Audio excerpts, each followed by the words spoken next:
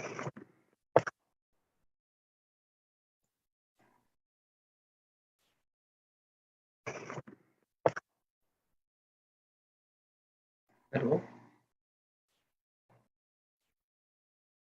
Hello, can you hear me? Okay. Hello. Hello, can you hear me? नमस्ते दोस्तों, आज हम Vitra Medica Hindi series continue कर रहे हैं। नमस्ते और मैं डॉक्टर ऋषि व्यास। आज हम other song Vitra Medica Hindi आपके साथ एक रेमेडी अपने अनुभव से शेयर करना चाहूंगा। ऋषि व्यास अदर सॉन्ग, मेरी आवाज आप तक आपके साथ एक रेमेडी मैं जो रेमेडी आज आपसे शेयर करना चाहता हूँ वो बहुत ही इम्पोर्टेंट दवा है, जिसे हम जनरली हम जिस तरह से यूज करते हैं बहुत ही सिलेक्टेड या बहुत ही छोटे दायरे में उस दवा को हम यूज करने का कोशिश कर किया है अभी तक। लेकिन वो दवा को हम उस तरह से न देख के, लेकिन बहुत ही ब्रॉड पर्सपेक्टिव में हम उस तरह कैसे यूज करते हैं और उसका खुद का एक अपना पिक्चर है, तो वो आज मैं आपके सामने प्रस्तुत करना चाहूंगा। ये रेमेडी बहुत ही सिंपल दवा है। ये रेमेडी को हम एंटी मायास्मेटिक रेमेडी भी बोलते हैं, एंटी साइकोटिक रेमेडी भी बोलते हैं। तो ये दवा है मेडोराइनम। राइट, आपके साथ आज मैं मेडोराइनम दवा के बारे में डिस्कस करना चाहूंगा और कुछ अपने केसेस का अनुभव भी शेयर करूंगा जहाँ पे मैंने ये दवा को दिया है और उसके जो रिजल्ट्स आए हैं वो बहुत ही यूजफुल रहे हैं मुझे। तो आइए चलो देखते हैं कुछ मेडोराइनम के बारे में।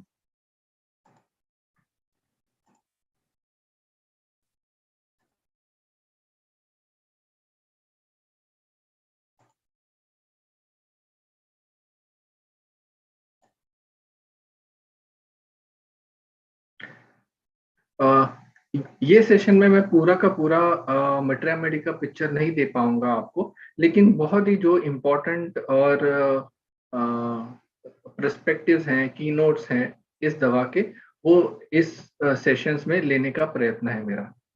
तो मेडोराइनम के बारे में एक थोड़ा जानना जरूरी है कि मेडोराइनम है क्या, ये दवा कहाँ से बनती है और अपने मटेरिया मेडिका में इसका क्या इम्पोर्टेंस है। तो मेडोराइनम जनरली हम जैसे जानते हैं कि अपनी सब दवाइयाँ जो हैं पौधों से आती है, जानवर से आती है, खनिज से आती है, मिनरल्स बोलते हैं उसे, और इम्पोर्टेंट भी आज जो कि करीब करीब हम बनाते हैं सन से या नॉर्दर्न मैग्नेट से। उसी प्रकार से एक बहुत बड़ा जो बहुत बहुत सारी जो दवाइयाँ हैं आजकल जो हम देख रहे हैं वो नोजोड से भी आ रही हैं और सारकोड से। नोजोड का मतलब क्या होता है, जो अंग जो बीमार हो चुका है उसका एक पदार्थ लेके हम उसको एट्यूनेट करते हैं, उसको टाइचुरेट करते हैं और उससे दवा बनाते हैं। तो मेडोराइनम भी उसी एक डिजीज में से लिया गया एक छोटा सा टुकड़े से बना गया है और पर्टिकुलरली इसे विनरल डिजीज में से विनरल डिजीज के ग्रुप में से ये बीमारी आती है। इसको बोलते हैं गोनोरिया, जिसका दूसरा नाम भी सुजाक करके है। तो उसको जनरली ये पहले जो कई विनरल डिजीजेस थे उसमें से एक बहुत ज्यादा आप बोल सकते हैं काफी स्तर पे ये बीमारी थी और आज जाके हम इसका अलग रूप देखते हैं एड्स के फॉर्म में या सेक्सुअली ट्रांसमिटेड डिजीजेस जिसको हम बोलते हैं उन उसके दायरे में ही आ जाता है। इसका जो इफेक्ट है आज के ज़माने में हम जो देखते हैं वो काफ़ी सारे डिफॉर्मिटीज के रूप में देखते हैं, जिसे हम अलग रूप से साइकोटिक ट्रेट बोलते हैं, है ना। इसीलिए जब हम मेडोराइनम पढ़ते हैं तो काफ़ी किताबें पहले शब्द पहली लाइन में यही लिखते हैं कि it is for a constitutional effect of maltreated and suppressed gonorrhoea.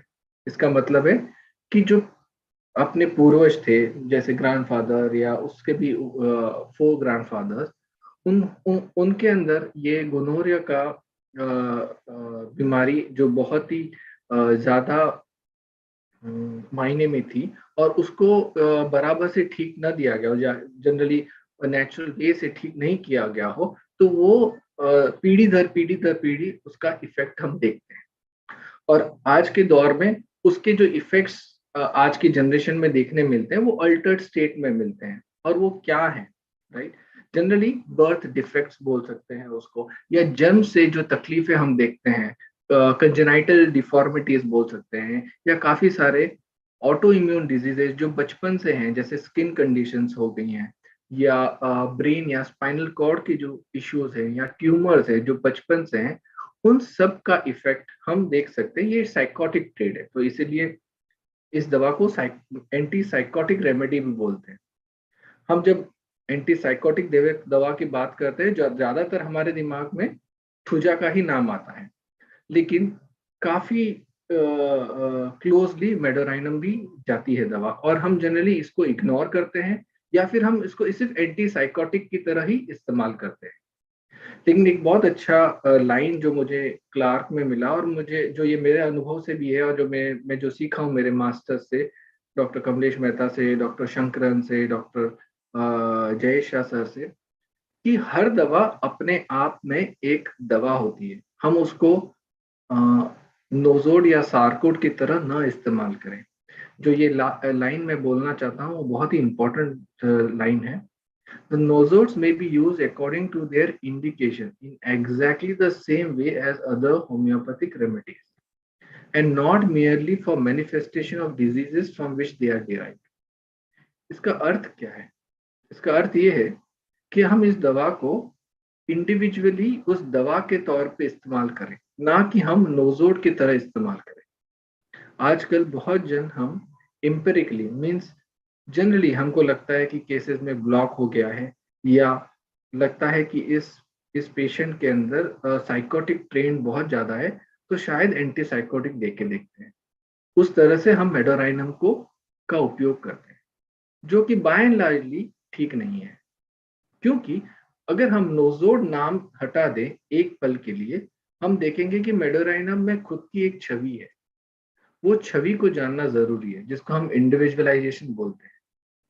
अगर हम उस इंडिविजुअलाइजेशन को ध्यान में रखते हुए हम दवा दें, तो उसका असर बहुत ही अच्छा, गहरा और बहुत लंबे समय तक रहेगा। पर हम ये मनगढ़ना, या हम हमारे दिमाग में यही है कि ये नोजोड है, ये सारकोड है, इसको हमको अलग तरीके से इस्तेमाल करना है। ऐसा कतई नहीं है।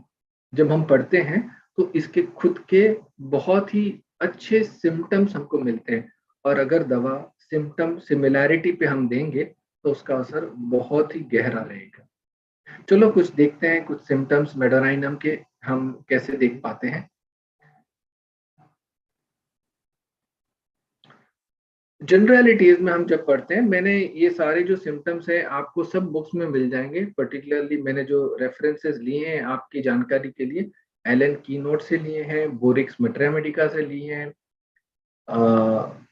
फाटक्स मेट्रामेडिका लिया है, क्लार्क का उपयोग किया है मैंने ये जो बनाने के लिए, फ्रांस मर्मुलिन का लिया है, डॉक्टर सरकार का जस्टियोसी में से कुछ सिम्टम्स लिए हैं, डॉक्टर शंकरन के सोल ऑफ रेमेडीज में से भी लिए हैं। तो ये सबका एक छोटा सा कंपाइलेशन है, राइट? तो उसमें जनरलिटीज जब हम पढ़ते हैं मेडोराइनम की, तो क्या बताता है कि it's generally due to acute और क्रॉनिक कंडीशंस और सीक्वली ऑफ एक्यूट। इसका मतलब क्या है कि एक आदमी जो बहुत बीमार हो गया है, कुछ एक्यूट्स आ गए, उसके बाद वो पूरी तरह से उभर नहीं पाया है उस बीमारी से, और उसके बाद लंबे समय तक उसके शरीर में उसकी कुलना रही है। चाहे ज्यादातर ये जॉइंट्स पेन अफेक्शन को लेके होती है, राइट? इसीलिए ये दवा एक सब बहुत ही इंपॉर्टेंट दवा है फॉर क्रॉनिसिटी। अगर हम इस दवा को हर जगह पढ़ेंगे तो आपको एक शब्द बार बार देखने में आएगा, उसको वर्ड बोलते हैं क्रॉनिक कंप्लेंट्स। क्रॉनिक कंप्लेंट्स का मतलब क्या है कि ये काफी लंबे समय तक आदमी जो चीज से बीमार रहता है, पर्टिकुलरली बीमारी क्या चीज से, तो सेकंड शब्द जो आता है क्रॉनिक इन्फ्लेमेशन, और वो भी ज्यादातर पेल्विक डिसऑर्डर्स। पेल्विक डिसऑर्डर्स में जनरली फीमेल्स के अंदर या मेल्स के अंदर, जहां पे उन जनन अंग के इन्फ्लेमेशन के अंदर ये दवा का उपयोग सबसे ज्यादा होता है। पर हम उस वहीं तक सीमित नहीं है, और भी क्रॉनिक कंप्लेंट्स हो उसके लिए भी ये दवा बहुत ही उपयोगकारी है। जैसे कटार, कटार मतलब जुकाम रहना। किसी को कई सालों से जुकाम रहना, साइनस की प्रॉब्लम होना, सर दर्द होना, डिस्चार्जेस कंटिन्यूस आना, उसमें भी हम इसका इस दवा के लिए हम सोच सकते हैं। कब सोचेंगे? जब वो सारे सिम्टम्स मैच होंगे और बेस में क्रॉनिसिटी रहेगी, पैथोजेनिसिटी रहेगी, तब हम ये दवा सोचेंगे। उसके क्या सिम्टम्स रहेंगे वो हम आगे देखेंगे। लेकिन जब हम पढ़ते हैं तो सबसे पहले जो 3-4 शब्द इंपॉर्टेंट आते हैं इंट्रोडक्शन में, वो क्रॉनिसिटी है।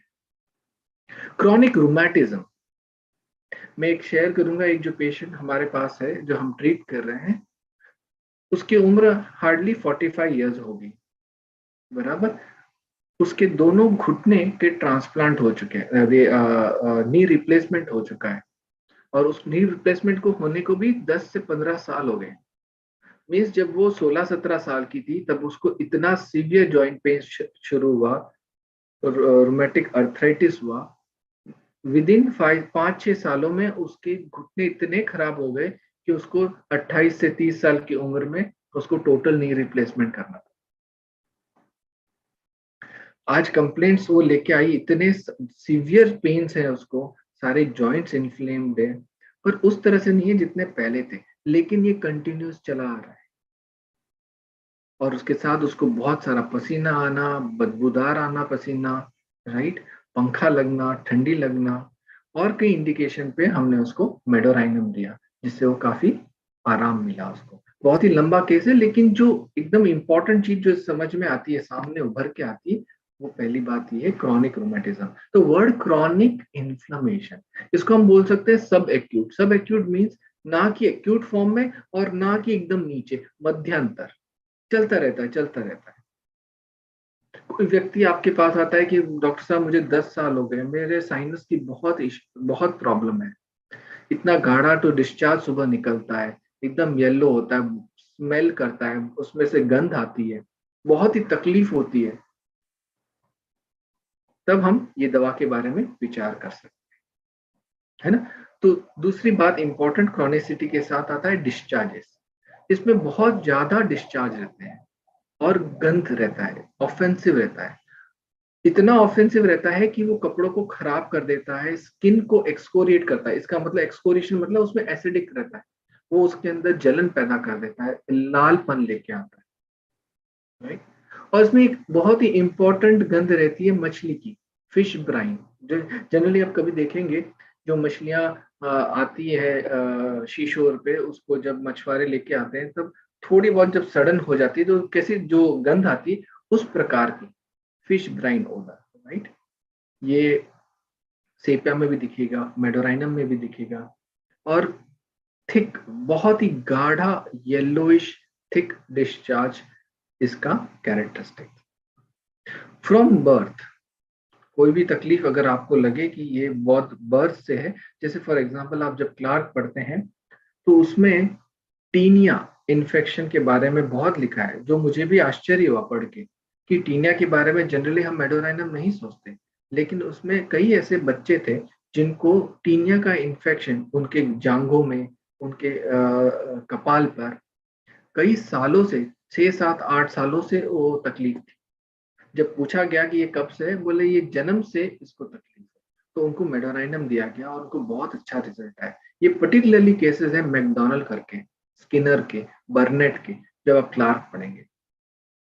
तो बर्थ से डिफेक्ट होना, जब हम सिफिलिनम सोचते हैं तो हमको मेडोराइनम भी सोचना चाहिए कि बर्थ से क्या तकलीफ हो सकती है। जनरली साइकोटिक ट्रेड, ये सारे लक्षण हैं, हम सोचना चाहिए कि हम मेडोराइनम का इंडिकेशन आ सकता है। कई साल पहले 2013-14 की बात है, एक बच्ची आई थी मेरे पास। वो बच्ची करीब 13 साल की थी। उसकी हाइट हार्डली 4 फीट रहेगी।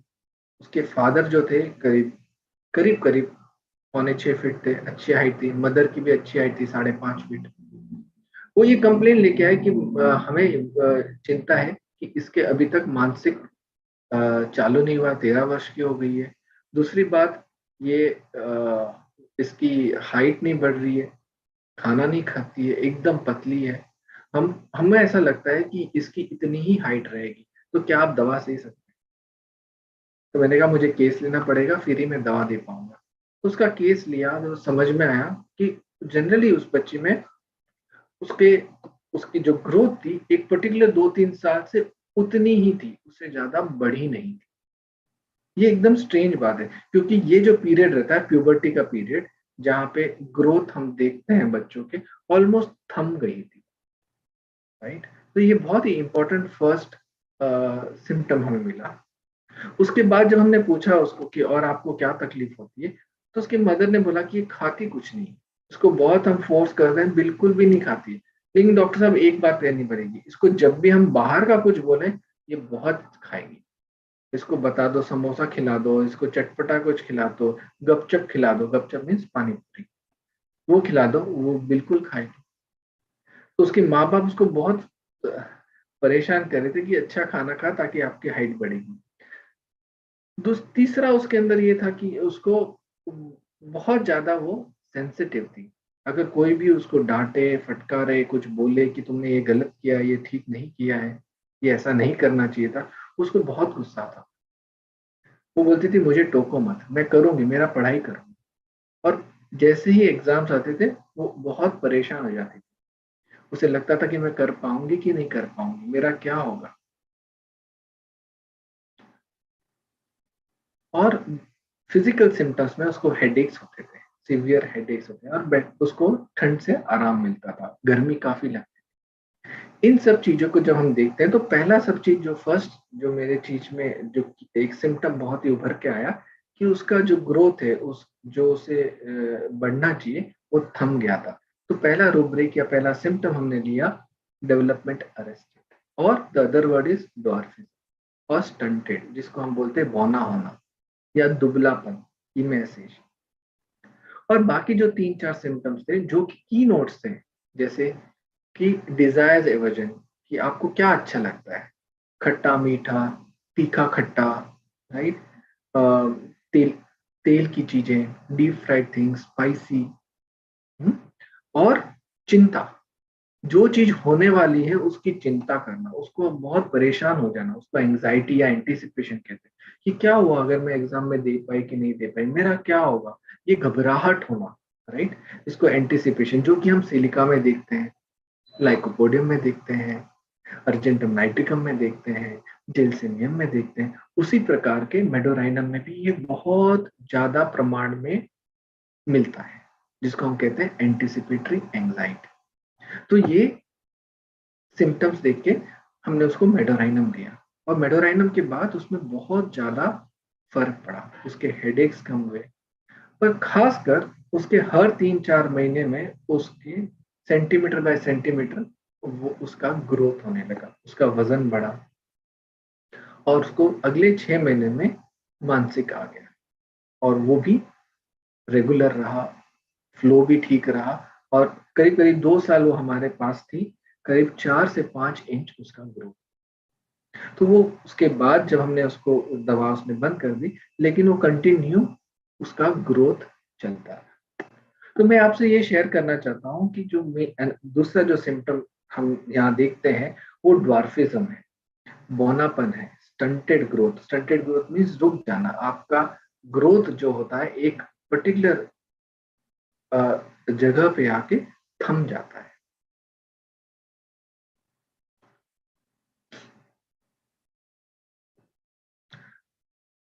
और क्या जनरलिटीज में हम देखते हैं कि उसका अफेक्शन, मेडोराइनम का अफेक्शन जनरली म्यूकस मेम्ब्रेन्स पे है, नर्व्स पे है, अपने स्पाइनल कॉर्ड पे है। और क्या पैदा करता है वो, पैरालिसिस जैसी पैरालिसिस जैसी परिस्थिति में भी काम करेगा। कब?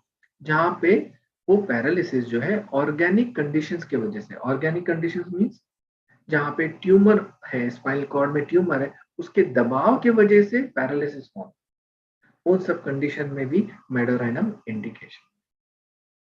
बहुत ही इंपॉर्टेंट यूज जो है उसका, tumours, growths, particularly lymphatic glands, glandular region जैसे प्रोस्टेट हो गए, इन सब में इसका उपयोग या लक्षण दिखने को मिलता है, जहाँ पे बहुत ही स्ट्रांगली हमें लगा है कि या तो इसके इसके माँ बाप के अंदर गोनोरिया का चिन्ह था, या उनको साइकोटिक लाइक सिम्टम्स थे, जैसे अस्थमा हो सकता है, सोरियासिस हो सकता है, या उनमें कहीं पे पेशाब की तकलीफ, जहाँ पे पसेस या डिस्चार्ज हुए, वो सब हिस्ट्री मिले तो हम ये सोच सकते हैं दवा देने। दूसरा बहुत ही जनरल हम देखते हैं कि मेडोराइनम बाय लार्जली उसको गर्मी सहन नहीं होती बिल्कुल भी, उसे हमेशा पंखा चाहिए काफी। जैसे हम लेकेसिस में देखते हैं या कार्बोवेज में देखते हैं, जहाँ पे आदमी गिर जाता है, फेंट हो जाता है, वैसे ही लक्षण हमें मेडोराइनम में देंगे। पर हम कभी मेडोराइनम सोचते नहीं है। हम जब भी हम फैनिंग की बात आती है, हम पहले कार्बोवेज सोचते हैं या फिर लेकेसिस सोचते हैं। पर मेडोराइनम भी बहुत इंपॉर्टेंट दवा है। बहुत ही हॉट पेशेंट है, उसको गर्मी बिल्कुल सहन नहीं होती। उसको बंद कमरा होना या जहाँ पे बिल्कुल भी हवा नहीं है, वो सहन नहीं होगा। और उसके साथ साथ उसको ठंडी चीज खाना अच्छा लगता है, और ठंडी चीज से परेशानी भी होती है, उससे उसको कफ या बलगम की शिकायत आ जाती है। तो ये जो कॉन्ट्राडिक्टरी सिम्टम्स है, कॉन्ट्राडिक्टरी नहीं बोलूंगा, इसका इसका इसका मतलब है कि जो पर्टिकुलर्स है वो भी ध्यान में रखना जरूरी है। सब चीज हम जनरल नहीं कर सकते। सब चीज जनरल नहीं करना मतलब क्या है कि जनरलिटीज अपनी जगह पे है और पर्टिकुलर्स अपनी जगह पे। जहाँ पे आपको पर्टिकुलर्स कैरेक्टरिस्टिक्स मिल रहे हैं, वो लेना जरूरी है। जैसे मेडोराइनम में मैं आगे जब हम मोडालिटीज की बात करेंगे, तब हम देखेंगे कि उसको ठंडी चीज खाना या ठंडे में एक्सपोज होने से बलगम की शिकायत होना या सर्दी लग जाना बहुत ही बहुत ही आसान है। कुछ माइल्ड सिम्टम्स के बारे में हम जानेंगे कि माइल्ड सिम्टम क्या है।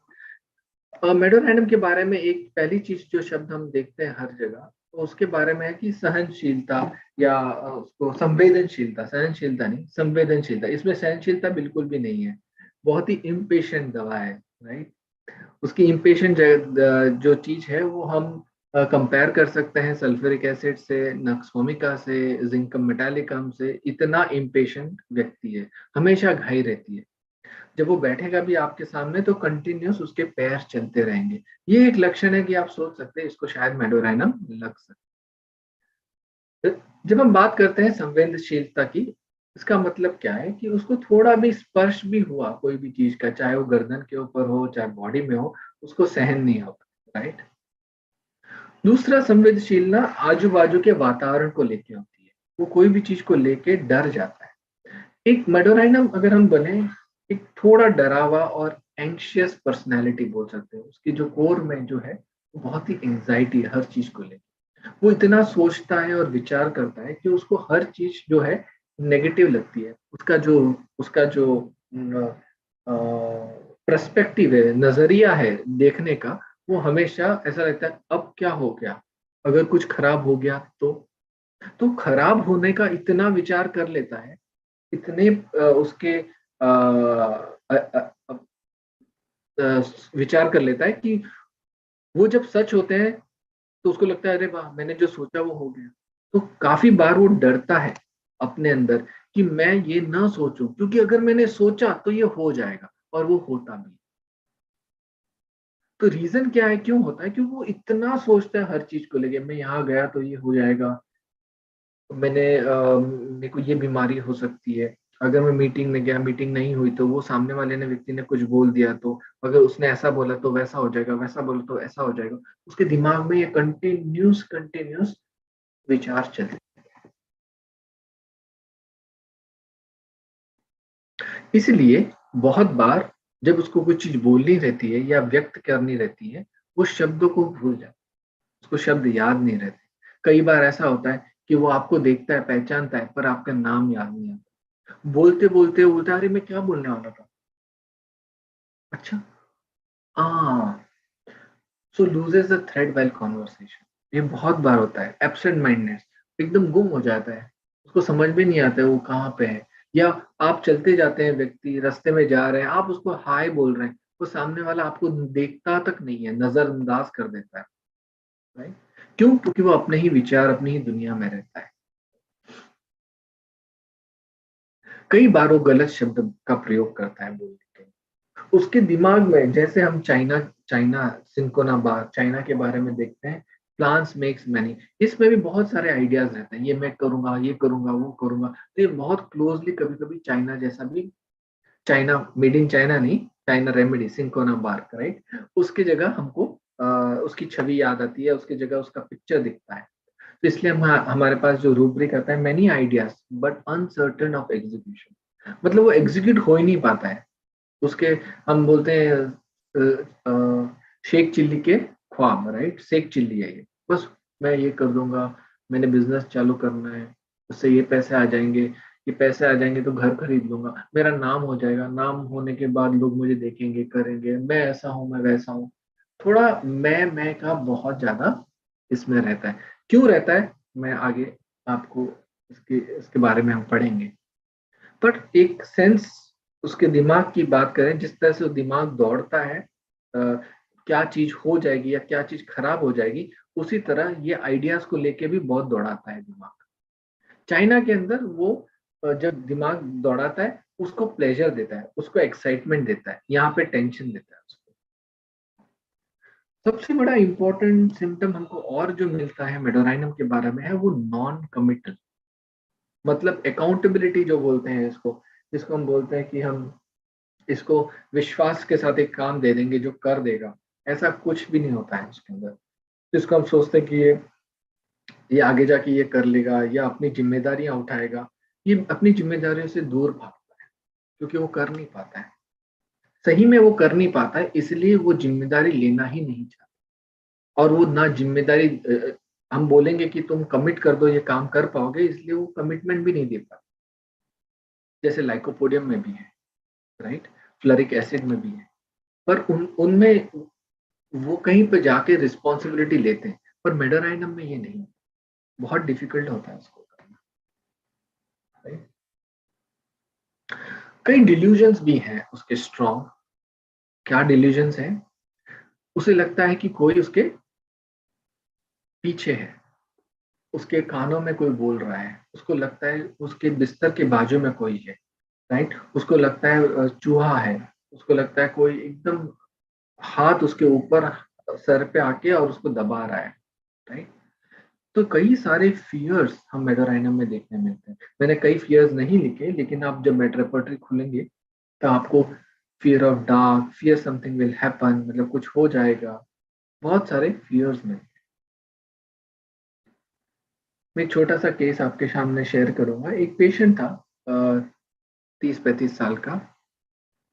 वो एक ही कंप्लेन लेके आया था कि डॉक्टर मैं मुझे बहुत डर लगता है। हमने जब पूछा क्या चीज से डर लगता है, बोले मैं हवाई जहाज में सफर नहीं कर सकता। क्या लगता है सर हवाई जहाज में सफर नहीं, मुझे जब भी हवाई जहाज में थोड़ा बहुत भी टर्बुलेंस या जो वाइब्रेशंस आती है, उससे मुझे डर जाता हूँ, मुझे लगेगा अभी जाके हवाई जहाज गिर जाए। और उसकी वजह से मैं एक बिजनेस मैन हूँ और मुझे उसके लिए इंडिया में घूमना पड़ता है। तो कई 2 सालों से 3 सालों से मैं ट्रेन में ही सफर कर रहा हूँ। मैंने बोला थोड़ा और बताइए अपने बारे में। बोले मुझे कई तरह के डर लगता है, कभी कभी मुझे लगता है कि मुझे सर्दी हो गई तो मुझे लगा कि मुझे अस्थमा तो नहीं हो जाएगा, मेरे मम्मी को कुछ हो गया तो मुझे लगता है उनको कैंसर तो नहीं हो जाएगा। मैं जब फ्लाइट्स लेता हूँ तो मुझे लगेगा उसमें कुछ क्रैश तो ना हो जाए या गिर तो ना जाए। तो इसकी वजह से मैं कई समय से ट्रेन से सफर करता हूँ। मुझे ट्रेन में सफर करने का कोई प्रॉब्लम नहीं है, लेकिन कई जगह ऐसी होती है जहाँ जहाँ 2-2 दिन लगते हैं मुझे पहुंचने के लिए, और उससे मेरा व्यापार में तकलीफ आ रही है। तो मैं बोला और क्या होता है, बोले मेरा बिजनेस है, मेरे पिताजी का बिजनेस है, कई साल से हम सेटल्ड हैं। और हमारा पारिवारिक बिजनेस है जिसमें मैं अकेला नहीं हूँ, मेरे कजिन्स हैं, मतलब मेरे भाई हैं, और मेरे काका हैं, चाचा हैं, सभी जन इस बिजनेस में हैं। और मैं अभी जैसे पढ़ाई हो गई है और मुझे भी मेरे पिताजी ने हमारे पारिवारिक व्यवसाय में डाला है। तो मुझे कई बार ऐसा लगता है जब मैं मीटिंग्स में जाता हूँ, क्यों दो मैंने एमबीए किया है, मैंने पढ़ाई की है, जब मीटिंग में जाता हूँ वो लोग जब बात करते हैं तो मुझे कई बार ऐसा लगता है यार मुझे तो कुछ नहीं आता है, ये लोग क्या बात कर रहे हैं, मैं बोलूं कि नहीं बोलूं, मैं मेरा सजेशन दूं कि नहीं दूं। कोई लोग मुझे इस तरह से देखते हैं और थोड़ा बहुत भी हंस लेते हैं तो मुझे लगता है मेरे ऊपर हंसा है, क्या मैं ढंग से दिखता नहीं हूँ, क्या मैं ढंग से बोलता नहीं हूँ। कि इतने सारे विचार आते हैं, डॉक्टर मुझे तो डर लगता है मीटिंग में जाने से, मैं जाना ही नहीं चाहता। मुझे लगता है मैंने कुछ बोला और उन्होंने कुछ समझ लिया और वो ये सोचेंगे अरे इसको तो ये भी नहीं आता, इसको ये भी नहीं आता, तो इसलिए मैं एकदम चुप रहता हूँ, मैं बोलता ही नहीं। और जाने से पहले मुझे बहुत घबराहट होती है, मैं देखता हूँ कि हे भगवान क्या होगा। तो ऐसे कई सिम्टम्स थे, केस काफी लंबा है, लेकिन जो सबसे ज्यादा उभर के जो चीज आई, जो थोड़ी देर पहले हमने कही, एंटिसिपेशन एंजाइटी।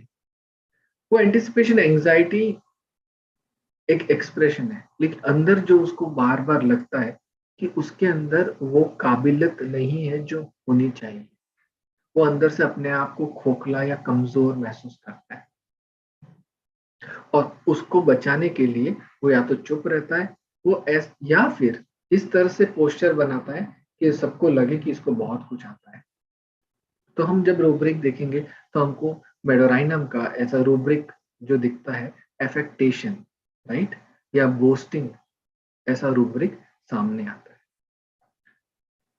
दूसरा जो उसका पोस्चर है या मेथोडोलॉजी बोल सकते हैं या डिफेंस मैकेनिज्म बोल सकते हैं, वो अवॉइडेंस की या एंटिसिपेशन की दिखती है। और दूसरी, अपने आप को बढ़ा चढ़ा के बोलना ताकि लोगों के सामने ऐसा लगे कि इसको बहुत कुछ आता है।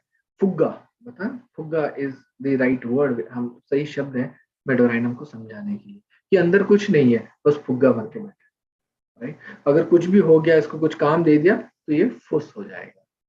तो उसको हमेशा डर महसूस रहता है, डर बना रहता है कि मेरी कमजोरी सामने वालों को पता ना पड़े, मैं कमजोर हूं। ये सेम चीज हमको बच्चों में भी दिखती है, जहाँ जनरली माँ बाप जो होते हैं वो बच्चों से काफी एक्सपेक्ट करते हैं। और जो बच्चे डिसलेक्सिक हो, या उनको पढ़ने में तकलीफ हो, या मैथ्स नहीं आता हो, वो जानते हैं कि मेरे अंदर प्रॉब्लम है, पर उनके माँ बाप उनको प्रेशर देते रहते हैं, नहीं पढ़ पढ़ पढ़ पढ़। तो एक पर्टिकुलर पॉइंट पे वो ऐसा बन जाता है कि हाँ मैं कर लूंगा, क्या होता है, आ जाएगा मुझे, इसमें क्या बड़ी बात है, एग्जाम कोई नहीं। वो एक ऐसा स्टैंड लेने चालू होते हैं, अपने आप को ये कंसोल करना चाहते हैं कि मैं कुछ कर लूंगा। तो पेरेंट्स अपने पास ही आएंगे कि डॉक्टर साहब इसको आता कुछ नहीं है, लेकिन बड़ी बड़ी बातें करता रहता है, जब एग्जाम आती है तो फेल हो जाता है। तो उसका प्रॉब्लम अलग है, उसका प्रॉब्लम है वो क्रिटिसिज्म से झेल रहा है, अपनी कमजोरी से झेल रहा है, और उसको पता है कि वो ये कर नहीं पाएगा। और जनरली इसका इवोल्यूशन जो होता है बच्चों में, धीरे धीरे हम देखते हैं वो पढ़ाई से विमुख होके जो चीज इजीली हो सकती है उनसे, एंजॉयमेंट इजीली हो सकता है, उसके तरफ जाने लगते हैं। जैसे टीवी हो गई, गेम्स हो गए, खाना पीना हो गया, बहुत मतलब बार बार की चीजें खाना, घर की ना खाना, तो विमुख हो जाते हैं। तो इन दी इवोल्यूशन, इवोल्यूशन हम देखें डिजीज का, मेडोराइनम का, तो एक फिक्स्ड उनकी कमजोरी है, वो उस कमजोरी को छुपाना चाहते हैं, जूझते हैं वो कमजोरी के साथ, वो उसके उभर नहीं पाते। उसके लिए वो एक आवरण या छद्मावरण पे करते हैं अपने आजू बाजू, ताकि लोगों को लगे कि इसको बहुत कुछ आता है।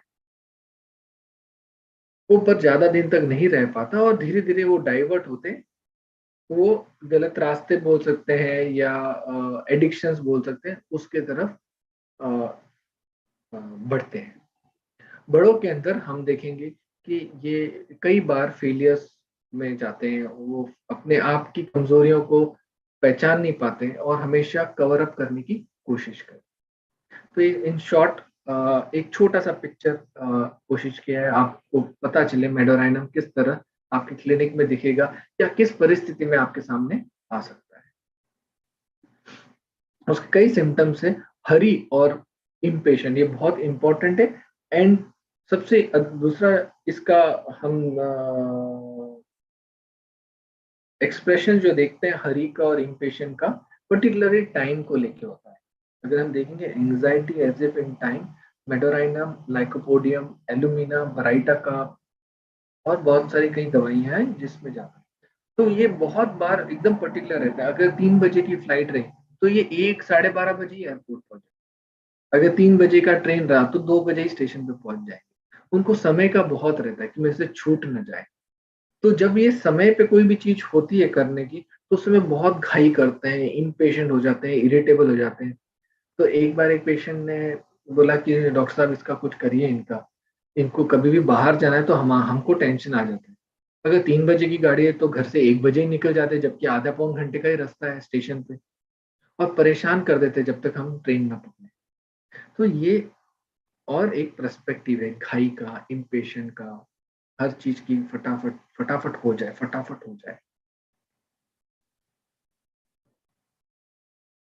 दूसरा, पल्सिटिला की तरह कभी कभी हम इनको एक्सप्रेशन देखते हैं, बोलते बोलते रोने लग जाते हैं, या रोते रोते बोलना अपने सारी complaint. This is also one of the symptoms you can C in Medorrhinum. एकदम की नोट्स बोले कि मेडोराइनम के क्या होंगे। बोलते बोलते शब्दों को भूल जाना, याददाश्त में कमजोरी, राइट, घाई, हर चीज की घाई, फटाफट कर लें, फटाफट कर लें, बहुत सोचना, एंटिसिपेशन करना, रेस्टलेस, हमेशा रेस्टलेस रहना, एक तरह का उनमें शांति नहीं रहती। ये कर लूँ, वो कर लूँ, ये कर लूँ, वो कर लूँ। इसी का हम रूप देखेंगे, बैठे बैठे भी पैरों को कंटिन्यूस हिलाते हैं, रात को बेड पे हिलाते हैं। जिंकम, लाइकोपोडियम और मेडोराइनम बहुत क्लोजली जाते हैं इन चीज के।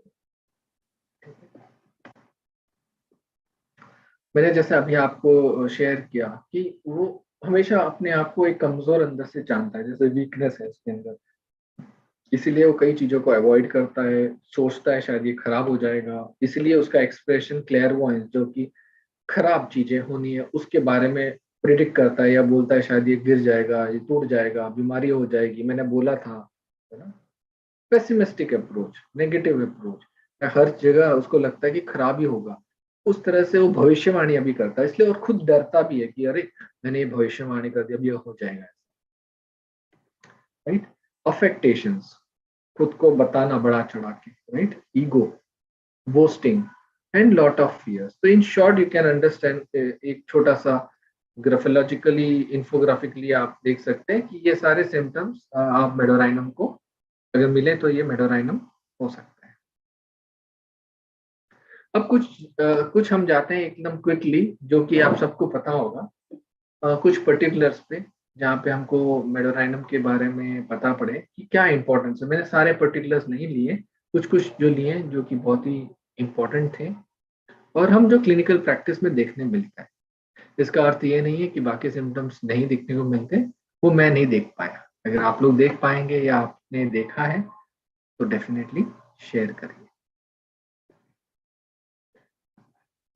स्टमक के अंदर हमको जनरली ऐसा मिलता है कि उनको कॉन्स्टिपेशन, कब्ज की शिकायत बहुत रहती है, और जनरली वो अगर स्ट्रेच करें पीछे की ओर तो ही स्टूल्स पास कर सकते हैं। उनको ऐसा लगता है कि वहां पे गुद्दे के आजू बाजू कुछ बहुत ज्यादा लंप है या सूजन है। जैसे थुजा में होता है वैसे ही वहां पे गुद्दे की ओर एक नमी जैसा एहसास होता है, एकदम गंध आती है। So you can see fetid odour and moisture around the rectum और एनल रीजन, कांस्टेंट इचिंग होना, ये एक और सिम्टम है। बहुत ज्यादा सिम्टम्स हमको मिलेंगे मेडोराइनम के, पर्टिकुलरली जेनाइटल यूरिनरी रीजन में, राइट, पेल्विक ऑर्गन में, राइट, जननांग अंग में बहुत सारे सिम्टम्स हैं। मैं सारे सिम्टम्स नहीं बता पाऊंगा, बट कुछ जो इम्पोर्टेंट है, राइट। जनरली हम स्टोन्स के लिए लाइकोपोडियम सोचते हैं, पर मेडोराइनम भी बहुत इंपॉर्टेंट दवा है, पर्टिकुलरली जिसका बेस ग्राउंड में गोनोरिया का इन्फेक्शन, जैसे कैनाबिस सटाइवा इज बहुत ही इंपॉर्टेंट दवा है, जहाँ पे यूरिनरी कोलिक हो या प्रोस्टेटाइटिस हो, जहाँ पे सीवियर पेन होता है, उसका भी बेस गोनोरिया है। कैनाबिस सटाइवा भी एक बहुत इंपॉर्टेंट एंटी साइकोटिक रेमेडी है, तो हम यूज नहीं कर पाते उसको। उसी तरह गोनोरिया का बेस होके रिकरेंट इन्फेक्शन होके वहां पे जो बेस कोलिक में जाता है, रीनल कोलिक में जाता है, तो हम मेडोराइनम को सोच सकते हैं। नपुंसकता, impotency, right, one of the main indication आप मेडोराइनम सोच सकते हैं। कंटिन्यूस इन्फ्लेमेशन होना, बार बार यूरिनरी ट्रैक इन्फेक्शन होना, और हस्बैंड वाइफ दोनों को होना, पति पत्नी को दोनों को एक साथ इन्फेक्शन रहना, ये बहुत ही इंपॉर्टेंट दवा है मेडोराइनम। इसी के लिए कभी कभी बच्चे बच्चे ना होते हैं, कपल्स को काफी देर हो जाती है, तो एक बहुत इंपॉर्टेंट दवा मेडोराइनम होती है, स्टेरिलिटी, राइट। क्यों? क्योंकि इन्फेक्शन रहता है, पेल्विक ऑर्गन पूरा जो है आपका इन्फ्लेम्ड है, राइट। मानसिक जो मेंसेस हैं वो बहुत ही प्रोफ्यूज रहते हैं, बहुत ज्यादा में रहते हैं, थके रहते हैं, और उनको धोना बहुत मुश्किल होता है। अब ये सिम्टम धीरे धीरे जा रहा है, क्योंकि हम जनरली अभी हम नहीं देखते हैं, लोग पैड्स यूज करते हैं, तो हमको ये सिम्टम मिलना मुश्किल है कि वो वॉश आउट होगा या नहीं। पर पहले के जमाने में हमको पता था कि बहुत ही ऑफेंसिव रहता था मिलना, और निकलने में भी, दाग निकलने में बहुत टाइम लेते थे। जैसे मैग्नीशियम काप में हमको मिलता है, मर्क्यूरी में मिलता है ये symptom, right. Genital wards, right, ये बहुत ही इंपॉर्टेंट सिम्टम्स है। जब एग्जामिन करते हैं ऐसी जगहों पे, तो हमको जेनाइटल यूरिनरी वॉर्ड्स मिलते हैं, स्मॉल स्मॉल। डिस्चार्जेस, जैसे मैंने पहले भी बताया, जनरलिटीज में बहुत ही एक्सकोरेटिंग, ऑफेंसिव रहते हैं, गंधक रहते हैं, एक्रिड रहते हैं, और उनमें फिशी ओडर रहता है। पेन्स, मेडोराइनम इज मेडोराइनम को हम लंबे समय तक क्रॉनिक पेन्स के लिए हम दवा सोच सकते हैं, रोमेटिक पेन्स के लिए सोच सकते हैं, बॉडी में कहीं पे भी पेन हो, अलग अलग प्रकार के पेन हो, लॉन्ग स्टैंडिंग पेन हो, medorrhinum is one of the remedy to think. और particularly in females, generally females के अंदर colic, ovary to ovary pain, और ओवरियन ट्यूमर और ovarian pain coming, generally ovaries के टाइम में अंडाशय में पेन आना, राइट, जब एग्स निकलते हैं, mid cycle pains, particularly left sided, epismel में भी लेफ्ट साइडेड है, तो यू कैन थिंक। स्तन का ठंडापन, right, on examination you can see breast being cold, और पेशेंट बोलेगा कि मुझे यहाँ ठंडा लगता है, right, you can think of medorrhinum. सबसे इंपॉर्टेंट बात, और ये बहुत ही सिंपल सिम्टम्स आराम से मिल जाएगा आपको, इसको हमको याद रखना है, डिजायर एवर्जन, राइट, ये की नोट सिम्टम्स है। इसको खाने पीने का बहुत शौक है, आप उसको, उसकी भूख मिटती ही नहीं है, उसको खाने के बाद तुरंत खाने की इच्छा होती है। जैसे हम लाइकोपोडियम देखें, सोराइनम देखें, आयोडम्स देखें, बहुत भूख लगती है, राइट। और कभी भी कुछ भी खिला दो, पर बाहर का खिलाओ, अच्छा खिलाओ।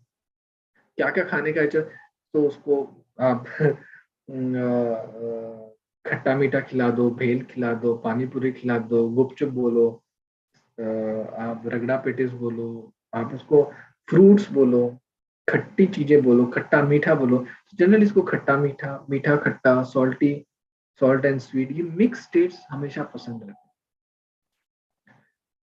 ठंडी चीजें बहुत पसंद है, बर्फ पसंद है, कोल्ड ड्रिंक्स बहुत पसंद है, दारू, beer, right, these are very much strong cravings of medorrhinum. तो काफी बार अगर हम मेडोराइनम सोचते हैं, तो बहुत बार एट द एंड हम कंफर्मेटिव के लिए पूछते हैं। जनरली कंफर्मेशन अवॉइड करना चाहिए, पर फिर भी अगर आपको कंफर्मेशन में ये स्ट्रांगली स्पॉन्टेनियस मिले, तो ये दवा को बिल्कुल सोचिए, right. Green fruit, green fruit particularly India में कैरी है, जिसको हम आम बोलते हैं, कैरी आम, राइट। और बहुत ही खास पसंद है, जैसे एनाकार्डियसी में मैंगो एक one of the key confirmation है, वैसे मेडोराइनम में mango is very important symptom for indication of Medorrhinum, right. ये जनरली आपको रेपर्टरी में कॉम्बिनेशन में मिलेगा, पानी पूरी नहीं मिलने वाला, गपशप नहीं मिलने वाला, राइट, गुपचा नहीं मिलने वाला, पर आपको क्या मिलेगा, आपको मिक्स टेस्ट के सिम्टम मिलेंगे। तो आप जब रेपर्टराइज करेंगे, तो आपको आप देखेंगे थ्रू एंड थ्रू मेडोराइनम जा रहा है।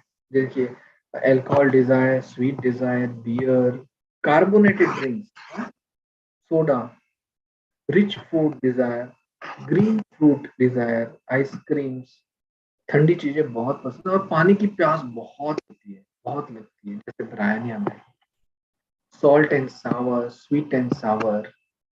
तो ये रेपर्टरी में बहुत अच्छी तरह से पेश है, लेकिन आपको ये सिम्टम जो पानी पूरी, स्नैक्स, ये नहीं मिलेंगे। तो ये मिक्स टेस्ट है, ये आपको कन्वर्ट करना पड़ेगा रेपर्टोरी लैंग्वेज।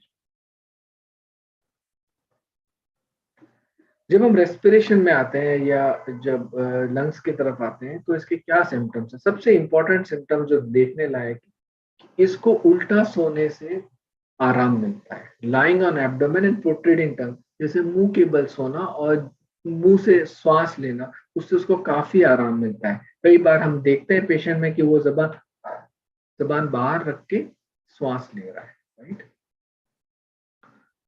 ड्राई कफ रहता है पर्टिकुलरली। और दूसरा कैरेक्टरिस्टिक क्या है, मीठा खाने से तकलीफ बढ़ जाती है, जैसे हम स्पॉन्जिया में भी देखते हैं वैसे मेडोराइनम में भी। बाकी सारे कॉमन सिम्टम्स है, जैसे डिस्निया होना या कॉन्स्ट्रिक्शन फीलिंग होना, जैसे हम सैम्बुकस में देखते हैं वैसे ही। तो हम अगर जब देखें, और दूसरा इंपॉर्टेंट सिम्टम जो कि कैरेक्टरिस्टिक ऑफ मेडोराइनम है कि इसको समुद्र के किनारे अच्छा लगता है। एक एस्थमेटिक पेशेंट था जिसमें यही मोडालिटी थी, और मैंने मेडोराइनम दिया, उसके बाद उसको अस्थमा कम ऑलमोस्ट नील हो गया था। एलर्जिक अस्थमा था, not a chronic one. Allergic asthma got much better. तो उसका सिम्टम यही था कि डॉक्टर, मैं जब समुद्र के किनारे जाती हूँ तो मुझे काफी आराम मिलता है, मुझे ऐसा लगता है कि मैं सांस अच्छी तरह से ले पा रही हूँ। तो आप देखेंगे symptom, asthma better by sea air is medorrhinum. Worse inland, inland मतलब अंदर की ओर, राइट। तो ये बहुत ही इंपॉर्टेंट मोडालिटी है, और ये मैंने खुद क्लिनिकल प्रैक्टिस में देखा है कि इसको मेडोराइनम ने काफी हेल्प किया है।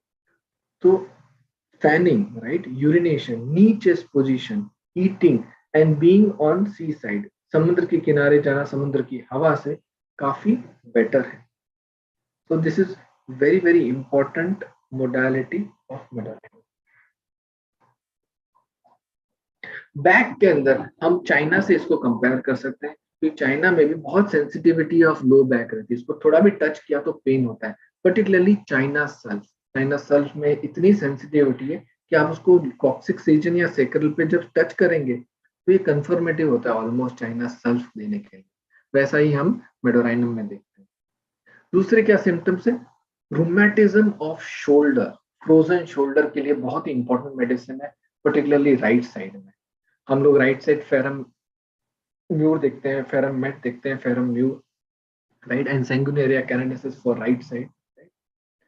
वैसे ही medorrhinum is one of the important remedy.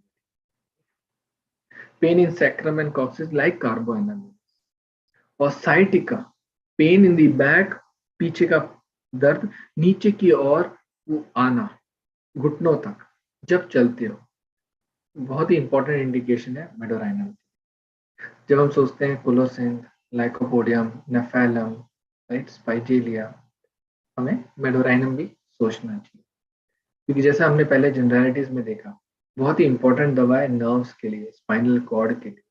पर हम अपने आप को मेडोराइनम बहुत ही रिस्ट्रिक्ट कर रहे हैं रेस्पिरेशन के लिए या पेल्विक ऑर्गन्स, और बैक के लिए और रोमेटिज्म के लिए भी बहुत important medicine. Extremities, right, feeling of heaviness, भारीपन लगना इतना कि वो चल भी नहीं पा रहा है। रेस्टलेसनेस एंड फिजिटिटी लाइक जिंकम, ये मैं बार बार बोल रहा हूँ और मैं रिपीट कर रहा हूँ यहाँ पे, right.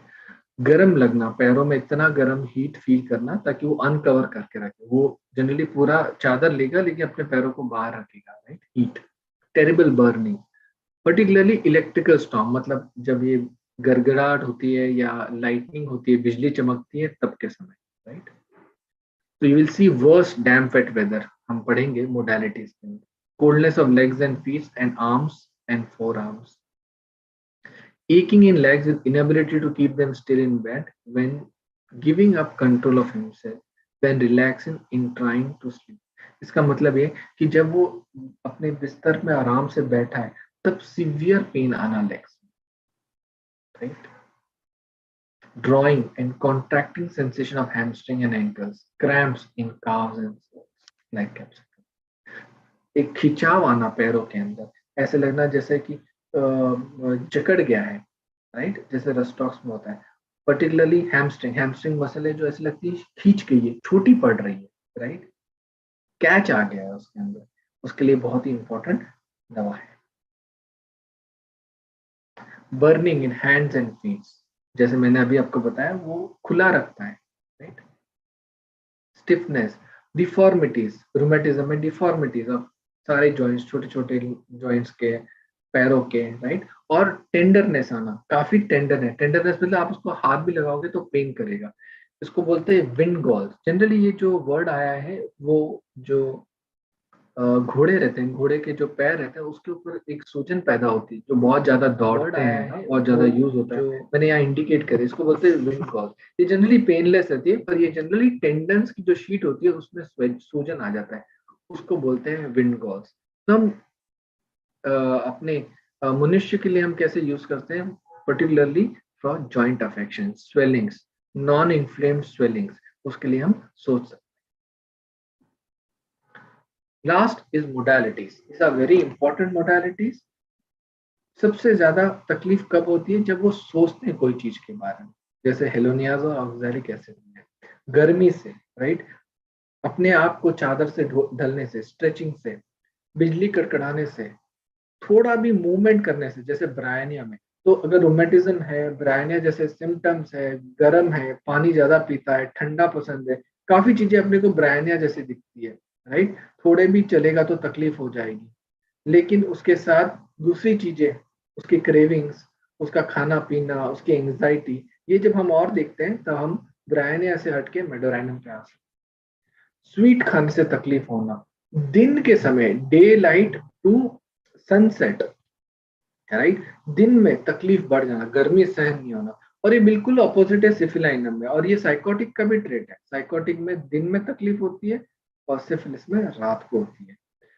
Very very sensitive to draught of, जैसे मैंने बताया है कि उसको थोड़ा भी ठंडा सहन नहीं होता, थोड़ा भी ठंडा हुआ तो उसको तकलीफ होती है। Salt water bathing worse sore throat and cold in head. Amelioration at seashore, reverse of natrum, lying on stomach, पेट के बल रहना, नमी में बेटर लगना, कॉस्टिकम और नक्सोमिका दो ही दवाएं, हार्ड रमिंग, बेंडिंग बैकवर्ड्स और stretching. These are the key modalities. Modalities are so important, इतनी इंपॉर्टेंट है, आप याद करके रखिए। लास्ट, सिफिलिनम में तकलीफें सूरज ढलने के बाद शुरू होती है, सुबह तक रहती है, पूरी रात, राइट। और जनरली सारी सिफिलिटिक दवा, ये एक की नोट है, आपको समझना चाहिए कि सिफिलिनम इसमें इंडिकेट होगा। और उसका पूरा उल्टा, सुबह से जब सूरज उगता है, सूरज ढलता है, तब तक मेडोराइनम का इंडिकेशन है। दूसरा, अगर गोनोरिया की हिस्ट्री है, अगर आपने देखा पेशेंट को समुद्र के किनारे बेटर है, तो मेडोराइनम सोचिए। अगर पेशेंट को सिफिलिटिक टेंडेंसी है, या उसके फोर फादर में सिफिलिस का ट्रेट देखा है, और उसको पहाड़ों में जाने से अच्छा लगता है, तो आप सिफिलिनम सोचिए। ये मैं नहीं कह रहा हूँ, ये बुक्स कह रही हैं। If you read Clarke you will find this indication बहुत ही क्लियरली दिया गया है, राइट। इन शॉर्ट, लास्ट मैं समाप्त करता हूँ मेडोराइनम के बारे में। बहुत सारे सिम्टम्स हैं जो हम कर सकते हैं।